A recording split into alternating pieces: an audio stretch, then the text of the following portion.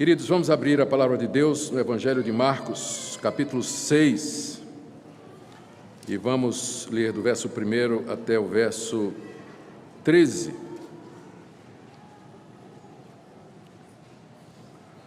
Como temos já feito, nós estamos pela manhã usando a Bíblia, a Nova Almeida, que é a atualização da Almeida que já está em vigor no Brasil há muitos anos. Passou por uma atualização necessária e nós estamos, pelo menos eu estou adotando, enquanto estou pregando em Marcos, essa versão. Marcos capítulo 6, a partir do verso 1. Tendo saído dali, Jesus foi para a sua terra e os seus discípulos o acompanharam. Chegando o sábado, começou a ensinar na sinagoga e muitos, ouvindo-o, se maravilhavam, dizendo: de onde lhe vem tudo isso? Que sabedoria é essa que lhe foi dada? E como se fazem tais maravilhas por suas mãos? Não é este o carpinteiro, filho de Maria, irmão de Tiago, José, Judas e Simão? As suas irmãs não vivem aqui entre nós? E escandalizavam-se por causa dele. Jesus, porém, lhes disse: nenhum profeta é desprezado a não ser na sua terra, entre os seus parentes e na sua casa. Não pôde fazer ali nenhum milagre, a não ser curar uns poucos doentes, impondo-lhes as mãos. E admirava-se da incredulidade deles. Jesus percorria as aldeias vizinhas, ensinando. Chamou os 12 e passou a enviá-los de 2 em 2, dando-lhes autoridade sobre os espíritos imundos. Ordenou-lhes que não levassem nada para o caminho, exceto um bordão, nem pão, nem sandália, nem pão, nem sacola, nem dinheiro, e que fossem calçados de sandálias e não usassem 2 túnicas. E recomendou-lhes: quando vocês entrarem numa casa, fiquem ali até saírem daquele lugar. E se em algum lugar não quiserem recebê-los nem ouvi-los, ao saírem dali, sacudam o pó dos pés em testemunho contra eles. Então, saindo eles, pregavam ao povo que se arrependesse. Expulsavam muitos demônios e curavam numerosos enfermos, ungindo-os com óleo. Vamos orar, queridos, pedindo a orientação do nosso Deus para a compreensão da sua palavra. Pai, ilumina-nos para compreendermos a tua palavra, o seu significado, especialmente para aplicá-lo à nossa vida. Te damos graças pelo teu povo aqui reunido, bem como em outros lugares ao redor do mundo, e suplicamos a tua bênção sobre nós, que através, ó Deus, dos meios de graça que o Senhor determinou, teu povo seja edificado, teu nome glorificado, pecadores convertidos e o teu nome manifesto no meio desse mundo carente e caído. É o que nós pedimos em nome de Jesus. Amém. Irmãos, na mensagem anterior nós vimos o registro de 2 milagres que Jesus Cristo fez em Cafarnaum. Lá ele curou uma mulher que tinha uma hemorragia e depois ressuscitou a filha de Lázaro.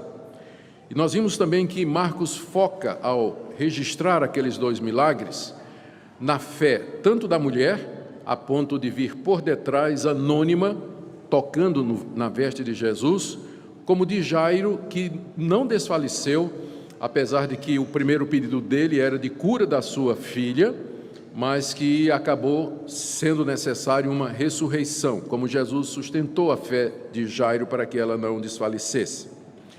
Agora nós temos aqui o relato de 2 momentos seguintes na vida de Jesus. Primeiro, quando ele vai à sua terra e lá se depara não com fé, como ele encontrou em Cafarnaum, mas com a incredulidade dos seus contemporâneos.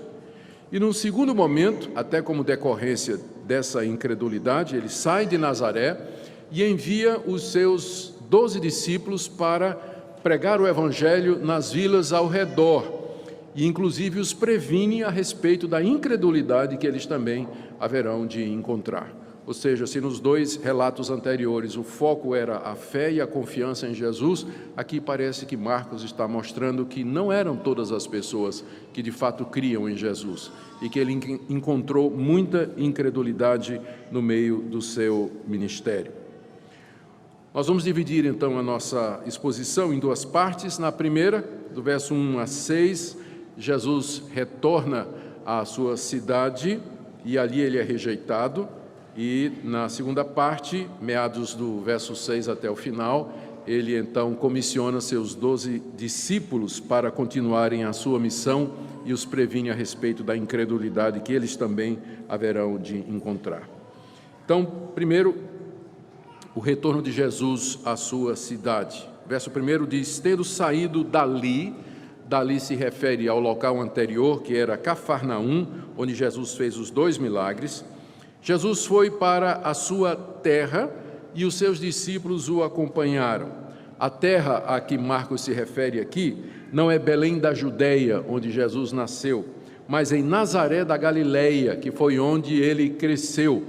Jesus ficou conhecido não porque nasceu em Belém, mas porque morou em Nazaré. Tanto é que o nome dele era Jesus o Nazareno, ou Jesus de Nazaré da Galileia.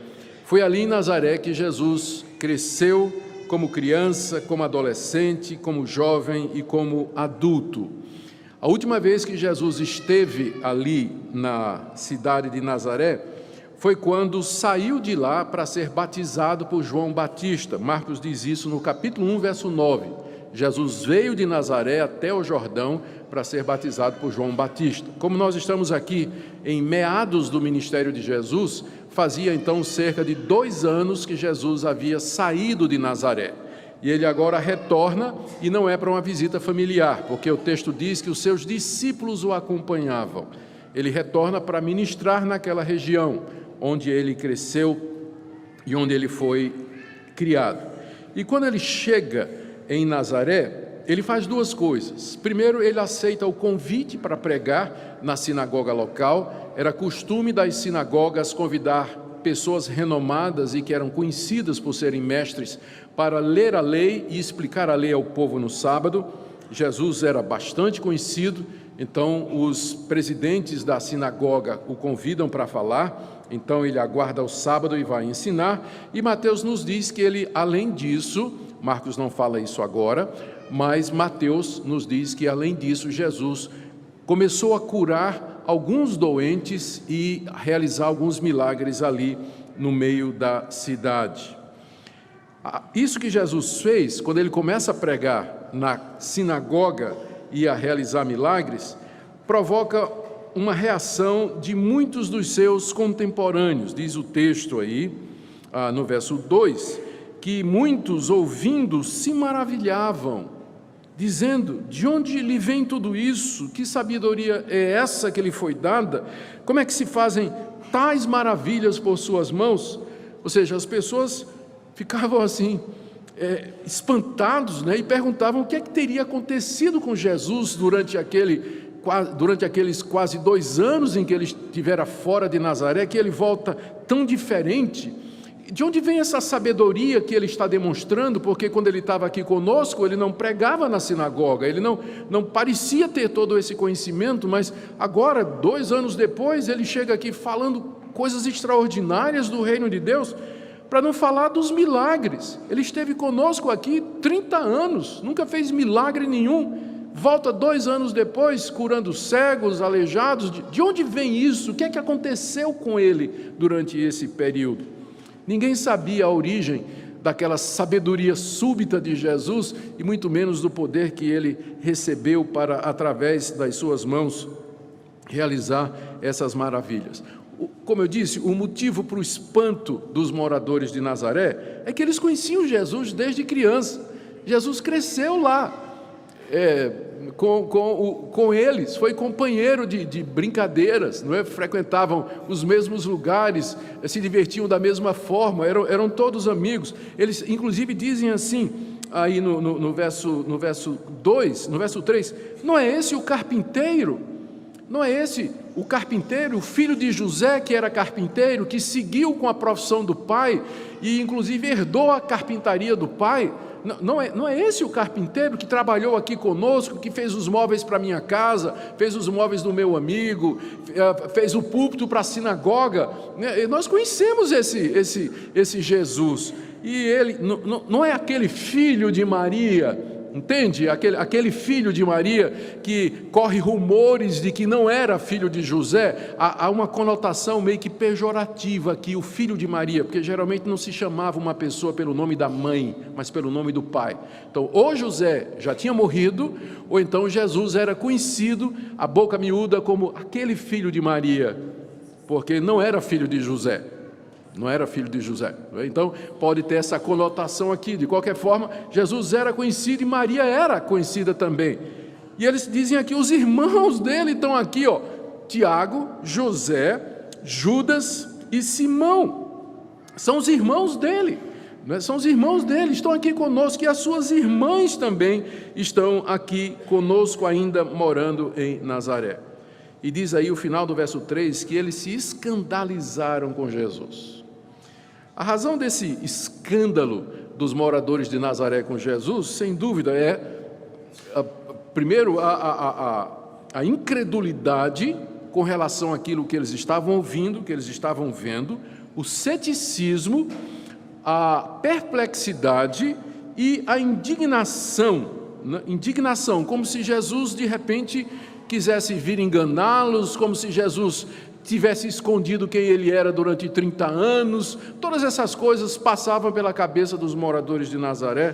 O resultado é que eles não creram em Jesus, eles reagiram, eles rejeitaram o ensino de Jesus, mesmo vendo os sinais e prodígios que Jesus havia começado a fazer. Então, diante dessa atitude dos seus contemporâneos e talvez até da sua família, Jesus faz 4 coisas que Marcos nos diz. Primeiro, diz aí o verso 6, que Jesus se admirava da incredulidade deles. Jesus ficava admirado de como eles poderiam não acreditar nele. Marcos destaca não somente o caráter divino de Jesus, a sua divina natureza, mas dos 4 evangelhos, Marcos é quem mais destaca a humanidade de Jesus. Jesus ficou admirado como homem que ele era Deus, mas como homem que ele era, ele ficou admirado que os seus contemporâneos o rejeitassem diante de todos aqueles sinais, prodígios e diante do ensino a respeito do reino de Deus que ele trazia com tanta clareza. Ele ficou admirado em contraste com a fé que ele encontrou em Cafarnaum, onde ele não era conhecido, a fé que ele encontrou de Jairo, que era chefe da sinagoga, que também não era conhecido. Mas agora, entre os seus, Jesus é recebido dessa maneira. Segundo, ele se queixa da falta de honra e do desprezo da parte dos seus. O verso 4 nos diz, Jesus falou, nenhum profeta é desprezado a não ser na sua terra, entre os seus parentes e na sua casa. Esse era um provérbio bastante comum no Oriente, e que dizia que a familiaridade às vezes impedia de que as pessoas percebessem a verdadeira grandeza daquele que estava tão próximo de si. E que era mais fácil se honrar pessoas estrangeiras do que honrar aqueles com quem você cresceu, que você conhece, de quem é íntimo. E que é mais fácil você admitir o valor daqueles que vêm de fora e que são estrangeiros, do que daqueles que estão ali no meio de vocês. Então, esse é um provérbio que era comum, não somente em Israel, mas em muitos outros lugares. Ele é citado algumas vezes, inclusive na própria Bíblia. E Jesus usou para dizer, de fato é verdade, um profeta não é recebido na sua casa, entre os seus parentes e entre os seus conhecidos. Terceira coisa que Jesus fez é restringir, então, os seus milagres por causa da incredulidade deles. Veja o que diz o verso 5. Jesus não pôde fazer ali nenhum milagre, a não ser curar uns poucos doentes, impondo-lhes as mãos. Como nós dissemos, Marcos, ele destaca a humanidade de Jesus. Ele diz que Jesus não pôde fazer muitos milagres pela incredulidade dos moradores de Nazaré.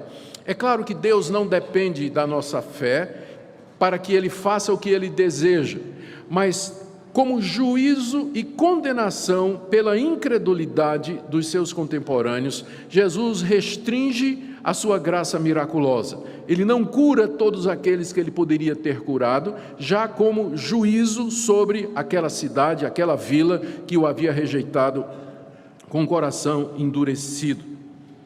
A quarta coisa, então, Jesus sai de Nazaré e ele passa em missão itinerante pelas vilas ao redor, como nos diz aí o final do verso 6. Ele então percorria as aldeias vizinhas ensinando, já que Nazaré o havia rejeitado, então ele vai agora para as aldeias vizinhas. E ali ele prega nessas vilas e cura enfermos, expele os demônios e continua anunciando o reino de Deus. Essa é o primeiro evento aqui dentro do que nós propomos nessa manhã. Aqui nós vemos Jesus sendo rejeitado pelos seus próprios patrícios, os seus contemporâneos, na vila onde ele cresceu, onde ele era conhecido e onde toda a sua família estava ali. Nós tiraremos algumas lições disso mais adiante.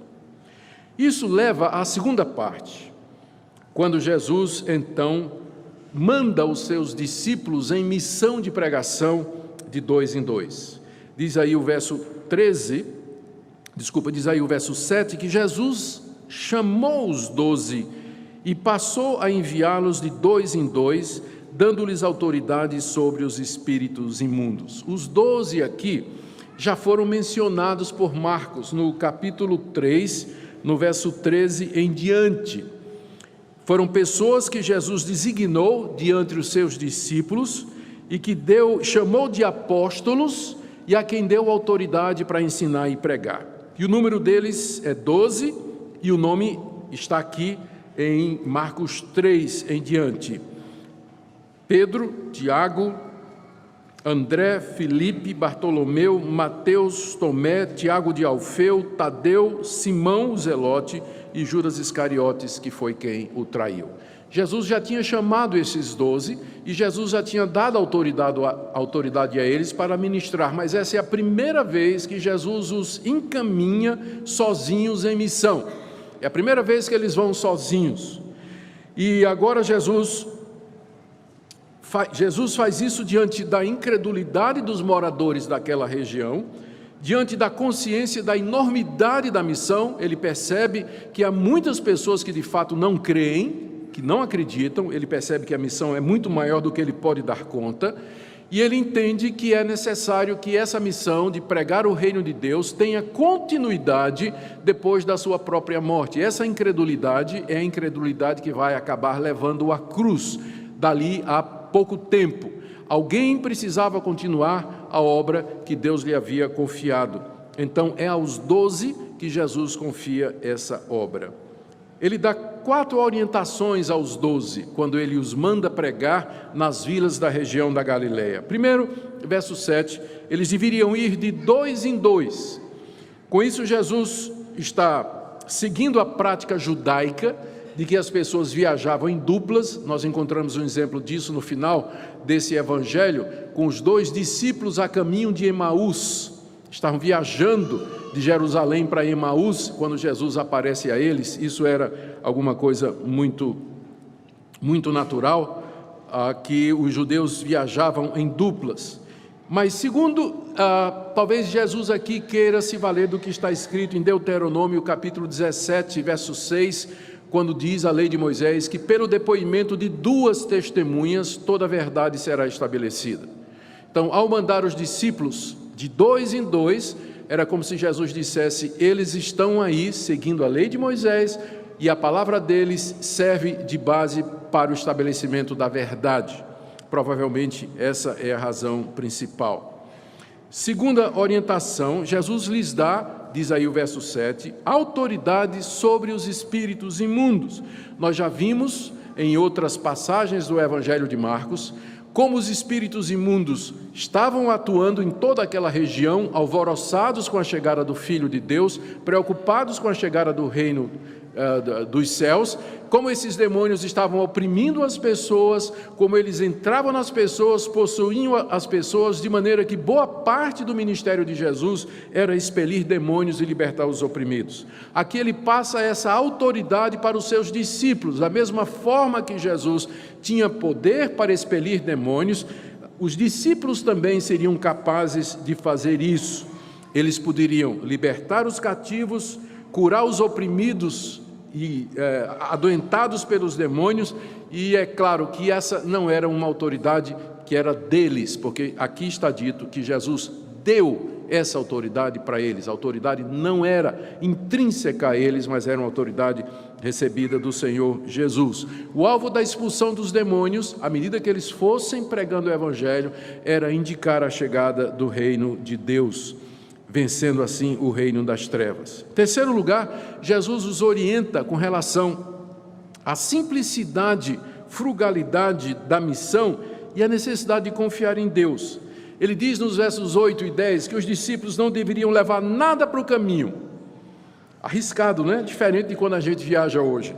Mas eles não deveriam levar nada para o caminho. Não devia levar nem pão, nem sacola e nem dinheiro.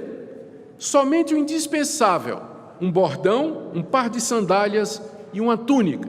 Nada mais do que isso.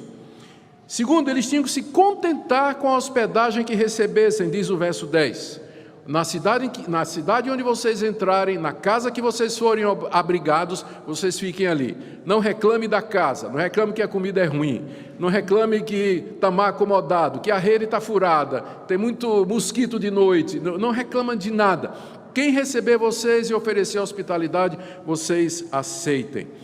É interessante que essa prática, que continuou a ser seguida pelos cristãos no livro de Atos, ou seja, do ministério itinerante de cristãos que saíam pregando a palavra de Deus de casa, de cidade em cidade e se valendo da hospedagem dos irmãos, isso acabou gerando, como sempre, um uso errado.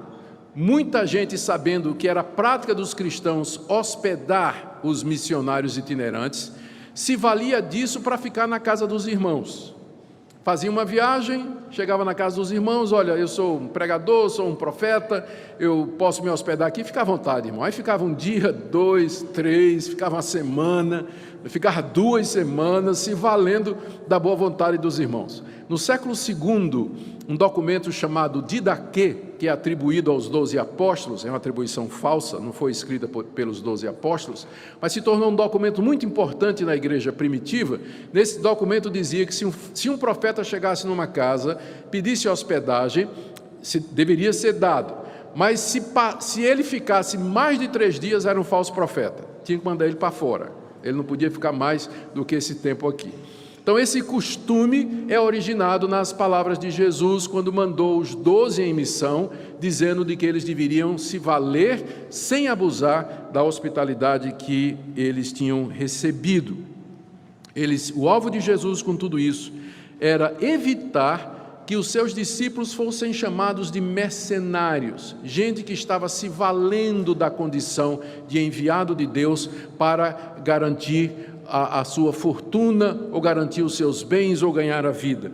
Jesus ensina a necessidade de confiar em Deus, depender da boa vontade do povo e viver de maneira simples e frugal no desempenho do ministério cristão. E aí vocês podem comparar essas orientações de Jesus com alguns missionários, pregadores e outros que eu não vou falar não, deixa aí.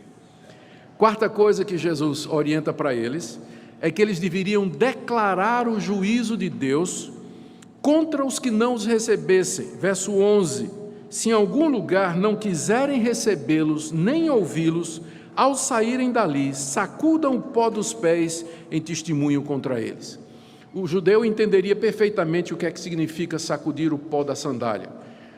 Entre os judeus havia esse costume, quando eles viajavam para uma terra fora da Judeia, ou seja, quando eles viajavam em território gentílico, por conta da separação entre judeus e gentios, e porque os judeus consideravam os gentios como impuros, o judeu chegava em Jerusalém, ele batia a sandália do pé para tirar o pó que porventura tenha vindo da terra dos pagãos.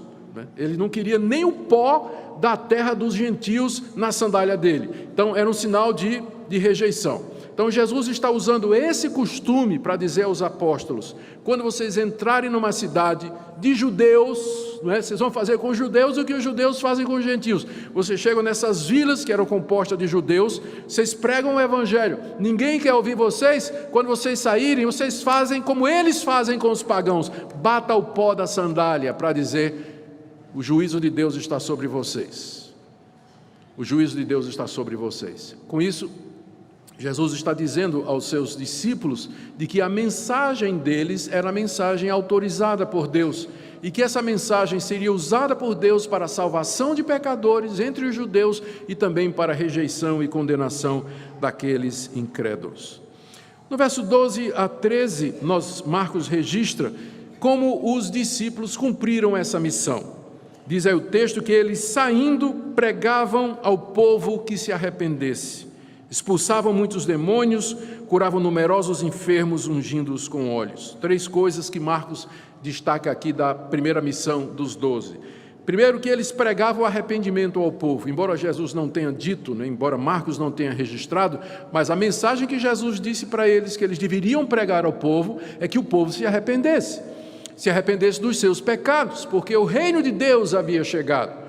E que se convertessem a Deus, que crescem no Evangelho, na boa notícia de que o rei havia chegado e que Deus estava cumprindo as promessas feitas aos profetas. Foi a mesma mensagem de João Batista. João Batista apareceu no deserto pregando: arrependei-vos, porque é chegado o reino de Deus. Foi a mesma mensagem que Jesus pregou no início do Evangelho de Marcos. Diz que Jesus veio pregando: arrependei-vos, porque é chegado o reino dos céus. E a mesma mensagem que Jesus manda que os seus discípulos preguem: arrependam-se. E hoje é a mesma mensagem que ele deixou que a sua igreja pregue ao mundo. A mensagem que nós temos para o mundo é essa: arrependam-se. Arrependam-se dos seus pecados, arrependam-se porque o reino de Deus já chegou, arrependam-se porque o Salvador já veio, ele oferece perdão. Se não se arrependerem, até o pó da terra de vocês nós batemos da nossa sandália, como sinal do juízo de Deus.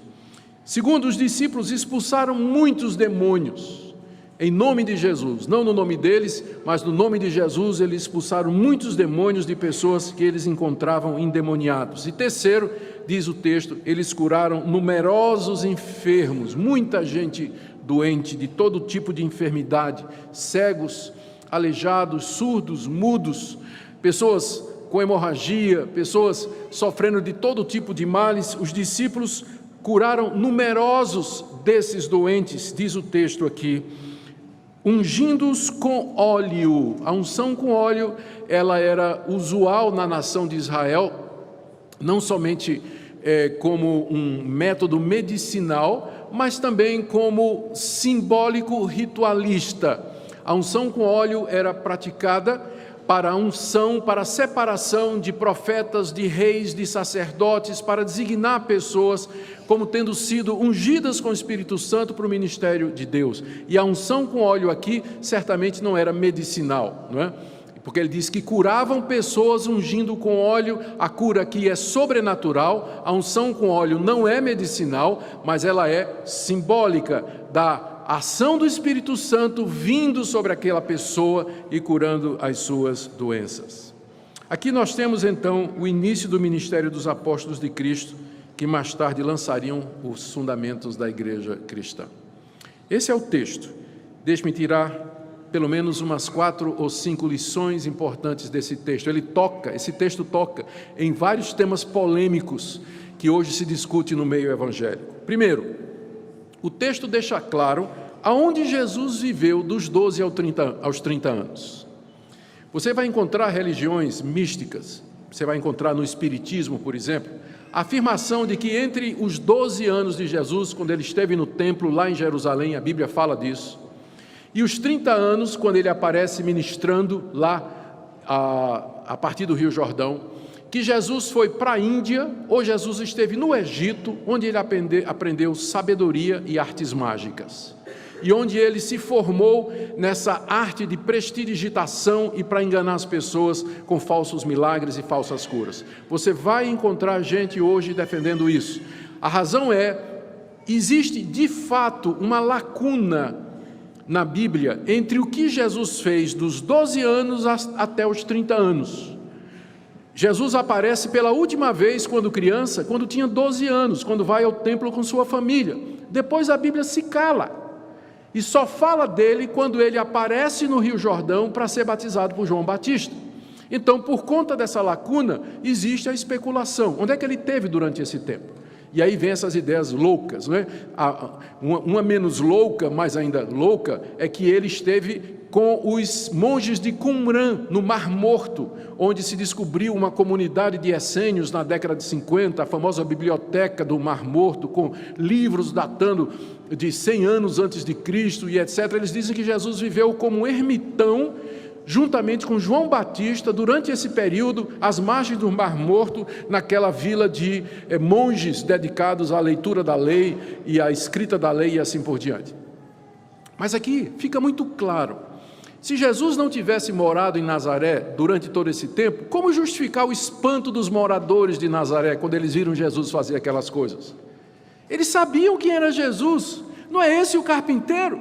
A mãe dele está aqui, os irmãos estão aqui, a gente sabe quem é ele. Então, embora a Bíblia não dê detalhes do que aconteceu com Jesus dos 12 aos 30 anos, esse texto é muito claro. Ele cresceu em Nazaré como uma criança judia normal, um adolescente judeu normal, um jovem judeu normal, um adulto, um jovem adulto, ali entre as pessoas, seguiu a profissão do seu pai, todo dia trabalhar na carpintaria, morava com a sua mãe, os seus irmãos estavam ali, suas irmãs estavam ali, era conhecido da cidade, era conhecido de todo mundo. Então, quando você ouvir essa especulação na próxima vez, na universidade, com seus amigos que não são cristãos e tudo mais, você sabe a resposta, Marcos capítulo 6. Marcos capítulo 6 responde, e a única maneira de explicar o espanto dos moradores de Nazaré era se Jesus de fato tivesse sido criado e tivesse crescido ali naquela região. O segundo ponto que essa passagem nos ensina, e que também é um ponto polêmico, é sobre a questão dos apóstolos. Fica claro que os apóstolos foram pessoas enviadas por Jesus em missão para dar continuidade à sua obra, para lançar os fundamentos da obra cristã. E nessa condição eles escreveram, são estes aqui que mais adiante, menos Judas, não é, que vai ser substituído por Matias, mas são eles que serão as testemunhas da ressurreição de Jesus. São eles que vão ao mundo anunciar essa ressurreição e chamar as pessoas que se arrependem. São eles que vão escrever o Novo Testamento. Portanto, nessas condições, não há mais apóstolos como esses aqui que Jesus convocou e a quem deu essa missão precípua de estabelecer o reino de Deus no meio da nação de Israel e depois no mundo. Então, sempre que você ouvir falar de pessoas que se designam apóstolos, e que se cognominam como apóstolos, então a primeira pergunta que você tem que fazer é: o que é que você quer dizer com isso? Que você é como um dos 12 apóstolos de Jesus Cristo? Porque se essa for a intenção do uso de apóstolos, então você vai ver que não tem fundamentação nenhuma. Os apóstolos eram um grupo específico, eram 12, porque representavam as 12 tribos de Israel.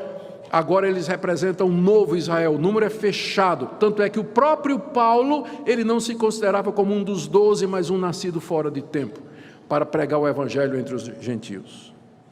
Terceira lição que nós podemos tirar dessa passagem é com relação à obra missionária da igreja hoje. Tem aspectos aqui que são peculiares aos apóstolos somente. Por exemplo, o próprio Paulo não seguiu essa orientação de não levar sandália, túnica, pão, etc., se hospedava com frequência, recebia oferta e suporte da igreja. E Paulo também não ungia doentes com óleo. Você não vai encontrar no livro de Atos nenhum momento em que Paulo cura doentes ungindo com óleo. Embora Paulo uma vez sacudiu as sandálias, o pó das sandálias contra a cidade de Icônio.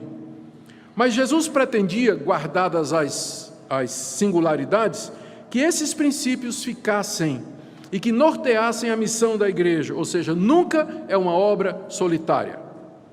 De 2 em 2 significa que a missão da igreja é para ser feita pela igreja, não é por um homem só, mas pela igreja. Segundo, a mensagem da igreja é: arrependei-vos. É isso que ela tem que dizer para o mundo. Tem outras coisas sobre as quais nós podemos nos pronunciar, mas a mensagem da igreja para o mundo é: arrependei-vos, porque é chegado o reino de Deus. Terceiro, a missão tem que ser feita na total dependência de Deus, esperando em Deus para libertar os cativos, para trazer as pessoas ao conhecimento da verdade, e também na dependência do sustento que vem de Deus. Isso não significa que aquelas pessoas deveriam passar mal, passar fome, se necessário deveriam, mas significa que deviam se contentar com pouco e viver de maneira simples, diante do chamado que elas têm. A quarta lição que eu quero tirar aqui é com relação à unção com óleo, que é um assunto bastante polêmico. A nossa igreja, a Igreja Presbiteriana do Brasil, ela tem uma decisão de Supremo Concílio que proíbe a unção com óleo em culto público. E a razão é muito simples, não há nenhuma amostra na Bíblia de que durante um culto os cristãos ungiam pessoas, ungiam objetos para prosperidade, para proteção, para multiplicação ou para qualquer outro tipo de coisa. Isso não era feito. A unção com óleo era feita para os doentes em ambiente de missão. A única outra vez em que se fala em ungir doente com óleo aqui no Novo Testamento é Tiago capítulo 5, quando Tiago diz: se alguém estiver doente, significa que ele não pode vir à igreja, ele pode chamar os presbíteros da igreja e então pedir orações, e os presbíteros devem orar sobre ele, ungindo com óleo em nome do Senhor, e a oração da fé salvará o doente, e deve confessar os pecados, e se tiver cometido pecado, serão perdoados. Então, à exceção disso, a Bíblia não ensina unção com óleo de cadeira, de carro, de apartamento, de gente para prosperidade, ungir sua carteira de trabalho, ungir seu contra-cheque, seu cartão de crédito. Isso tudo é superstição, é misticismo, não tem nada na Bíblia sobre isso. Por isso que nós não praticamos isso. Se alguém está doente, ele deve orar. Deus pode convidar os pastores da igreja, os presbíteros da igreja, nós vamos lá, nós vamos orar com a pessoa. Se a pessoa pedir para ser ungida com óleo, atualmente a legislação da Igreja Presbiteriana do Brasil não proíbe, mas os presbíteros têm que deixar claro de que aquela pessoa, tem que verificar com clareza se aquela pessoa está entendendo o que é ação com óleo, porque ela vai pensar que, se ela pensar que o óleo tem algum valor místico, tem um poder curador, claro que não vai ser ungida, não é? Ela tem que entender aquilo como um símbolo da ação de Deus, e tão somente isso, e que Deus cura de acordo com a oração da fé, como o Tiago diz. Então, esse texto, ele está bem no meio, não é? Marcos, ele está bem no meio dessa polêmica. Os discípulos saíram curando os doentes, ungindo com óleo, ungindo os doentes, e em contexto de missão. Não há aqui nenhum momento de culto, nada que justifique que se faça culto de unção com óleo para libertar doente, etc. Isso é uma prática que não tem nada a ver com a palavra de Deus. A última coisa que eu queria trazer do texto é que a nossa incredulidade, sim, ela limita a ação de Deus em nossa vida. Entenda bem, não é que a nossa incredulidade é maior do que o poder de Deus. Deus faz o que Ele quer, apesar de você e de mim, mas que na sua sabedoria Ele decidiu que aonde Ele encontrar incredulidade, Ele não vai agir da mesma forma que Ele agiria se encontrasse fé. Ele estabeleceu isso no relacionamento dele conosco, onde Ele encontra corações como aquele da mulher que estava enferma com hemorragia, corações crentes como aquele de Jairo que pediu pela saúde da sua filha, Ele atende. Mas onde Ele encontra corações de Nazaré, Ele restringe a sua resposta, Ele restringe a sua ação, não porque Ele é limitado pela incredulidade humana, mas porque é didático, porque Ele quer mostrar, Ele quer ensinar que nós dependemos dEle e que nós precisamos dEle para tudo aquilo que acontece. Talvez você esteja aqui nessa manhã e você é um desses que já ouviu essa história de que Jesus era um místico, um mágico, um iluminado, treinado com os gurus orientais, talvez na sua escola, talvez entre os seus amigos. Espero que você seja curado desse mal. Talvez tenha pessoas aqui que estão debaixo do ministério de outros que se consideram como apóstolos de Jesus Cristo, como os 12, Paulo, aqueles que nos seguem pela internet. Eu queria, não se coloque debaixo da autoridade espiritual de pessoas que usurpam para si títulos e cargos que a Bíblia não promete e não concede, e que são únicos e exclusivos, porque sempre há um perigo nisso. O apóstolo Paulo disse a Timóteo: não imponha precipitadamente as mãos sobre ninguém. Ou seja, tenha cuidado quando você vai trazer pessoas debaixo da sua autoridade e você vai impor as mãos sobre elas. O inverso também é verdade. Cuidado com quem põe as mãos em cima de você. Não deixe qualquer um colocar as mãos em cima de você, lhe oferecer cobertura espiritual, se colocar como seu referencial, como seu coach ou alguma coisa assim. Precisamos ter cuidado, que a Bíblia nos alerta sobre isso. Aqueles que estão envolvidos com a obra missionária, a necessidade de depender de Deus, evitar a aparência de mercenário, procurar comunhão e auxílio de colegas. Talvez você vá para uma igreja para ser ungido com óleo. Eu não duvido, não. Pode ter gente aqui que de vez em quando vai numa igreja e pede para ser ungido com óleo. Gente que está assistindo pela internet. Não pratique coisas que a Bíblia não autoriza. Não são coisas indiferentes. Essas coisas têm simbolismo e significado espiritual. O mundo espiritual é um mundo sério. E se você se coloca debaixo do ministério de um falso profeta, isso vai trazer consequências para você. Se você quer ser curado da sua doença, você ora a Deus, você pede a Deus, peça para alguém orar por você. E Deus haverá de atender aqueles que pedem com fé. E por último, toda essa passagem fala da incredulidade. A incredulidade de Nazaré, a incredulidade das vilas que não receberiam os apóstolos. E o texto diz que Jesus não fez muitas coisas por conta da incredulidade deles. Esse texto é um chamado ao arrependimento, para que nós nos arrependamos da nossa incredulidade, da desconfiança, da falta de dependência de Deus, de depender muito mais dos nossos recursos, dos nossos bens, das nossas habilidades, da nossa força, da nossa iniciativa, do que de fato depender de Deus e esperar dele o sustento e o cuidado. Que Deus nessa manhã fale ao nosso coração, queridos, que nós aprendamos junto com o nosso Senhor de que maneira nós devemos servir ao nosso Deus. Fiquemos em pé e vamos orar, encerrando o nosso culto. Querido Senhor, te damos graças pelas instruções que o Senhor nos deu, te damos graças pelo exemplo que o Senhor nos deu, te damos graças pelo teu poder e pela tua autoridade, e pelo privilégio da comissão que o Senhor nos deu de anunciarmos o reino de Deus a todo mundo. Eu oro por todos que aqui se encontram nesta manhã, Senhor, que o Senhor a todos atenda de acordo com o seu querer e com a necessidade. Abençoe essa querida igreja, para que ela continue a ser uma igreja que quer anunciar ao mundo a mensagem do arrependimento e da mudança, porque o reino de Deus é chegado. É o que nós te pedimos, em nome de Jesus. Amém.